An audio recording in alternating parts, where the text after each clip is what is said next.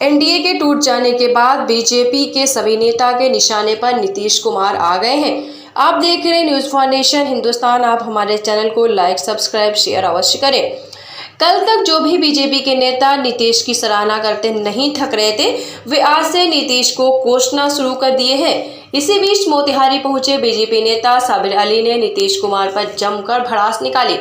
साबिर अली ने कहा कि नीतीश कुमार ने बिहार के 12 करोड़ जनता को धोखा दिया है। ये बिहार के साथ भी धोखा दे रहे हैं और देश के साथ भी।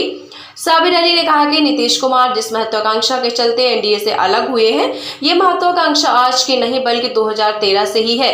लेकिन जब तक इस देश के प्रधानमंत्री नरेंद्र मोदी हैं, तब तक इस देश में प्रधानमंत्री की कोई वैकेंसी आने वाली नहीं है और ये नीतीश कुमार की बहुत बड़ी भूल है। नीतीश कुमार के बीजेपी पर लगाए गए आरोप पर बीजेपी नेता साबिर अली ने कहा कि जब दोस्त बदलेंगे तो बहाना तो चाहिए ही ना। वही काम नीतीश कुमार कर रहे हैं। हालांकि उनको अपने खुद के वक्तव्य का पालन करना चाहिए था, क्योंकि उन्होंने सदन के अंदर कहा था कि वो मिट जाएंगे पर 7 जन्म बाद भी राजद के साथ नहीं जाएंगे, लेकिन वे खुद अपने बयानों को भूल गए जनाब। हालांकि साबिर अली ने कहा कि जो होता है वो अच्छा ही होता है, क्योंकि आगामी 2025 में बीजेपी अकेले बिहार में सरकार बनाएगी और फुल माइंडेड मिलेगा। आप बने रहिए हमारे साथ न्यूज़ फाउंडेशन हिंदुस्तान। देखिए, ऐसा है, मैं व्यक्तिगत प्रहार पे यकीन नहीं रखता, लेकिन नीतिगत जो है, आप जब राजनीति में बिहार के शिखर पर रहे हों और बिहार के 12 करोड़ जनता को अगर आप इस तरह से धोखा देंगे, ये ठीक नहीं है। ये बिहार के साथ भी धोखा है और देश के साथ भी। राजनीति में अपनी महत्वाकांक्षाएं रखनी चाहिए और सब लोग रखते हैं, इसमें बुराई नहीं है। मैं नीतीश जी को जानता हूं कि आज जो उनका मिशन है ये दल बदलने का, ये मिशन उनकी आज की नहीं है, ये 2013 से है और हमारी जो उनकी नाइत्तेफाकी हुई थी इसी बात पर भी थी। लेकिन उनकी महत्वाकांक्षा कभी दबी नहीं। वक्तन फ़ौक़्तन हालात को देखकर उन्होंने दबाए रखा, लेकिन उनको ऐसा लग रहा होगा कि एनडीए की सरकार को और नरेंद्र मोदी की सरकार को 8 साल हो गई, तो शायद इस देश की जनता मुंह मोड़ ले। मैं समझता हूं कि उनकी बहुत बड़ी भूल है।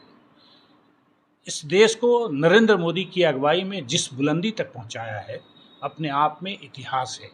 इतनी तेज़ी से, मैं ये नहीं कहता हूं कि पहले की सरकार कोई काम नहीं किया, लेकिन जिस तेज़ी और जिस रफ्तार से इस दुनिया चल रही है, उससे ज़्यादा रफ्तार से नरेंद्र मोदी ने भारत को आगे लेके गए हैं और हर दिशा में काम किया। और इस देश की जनता आज नरेंद्र मोदी के लिए सोच रहा है और जब तक कि नरेंद्र मोदी इस देश के प्रधानमंत्री के कैंडिडेट रहेंगे, कोई वैकेंसी नहीं है। मैं नहीं कह रहा हूँ, ये जनता कर रही है।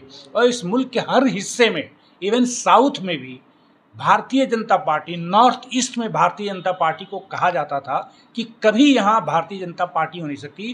पूरे नॉर्थ ईस्ट में भारतीय जनता पार्टी में लिप्त है, लोथ-पोथ है। आने वाले 2024 में एक नया इतिहास भारतीय जनता पार्टी नरेंद्र मोदी की अगुवाई में रचेगी, जो आज तक इस देश में नेहरू के ज़माने में भी नहीं हुआ। देखिए, ऐसा एक बात, जब दल बदलेंगे, आप दोस्त बदलेंगे, तो आपको बहाना तो देना होगा।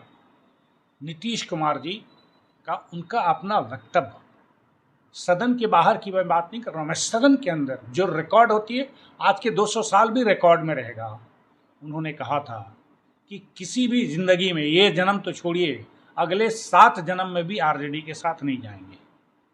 ये उनका वक्तव्य, मेरा नहीं। तो नीतीश जी को कम से कम अपने वक्तव्यों का भरम रखना चाहिए था और अपनी बातों पे अडिग